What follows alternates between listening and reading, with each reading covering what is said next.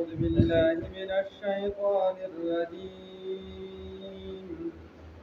بسم الله الرحمن الرحيم. أفحسبتم أنما خلقناكم عبثا وأنكم إلينا لا ترجعون.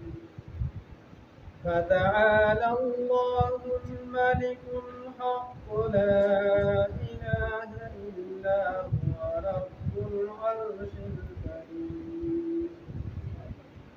ومن يدعو مع الله إلها آخر لا برهان له به فإنما حسابه عند ربه إنه لا يفلح الكافرون. وقل رب اغفر وارحم وأنت خير الراحمين.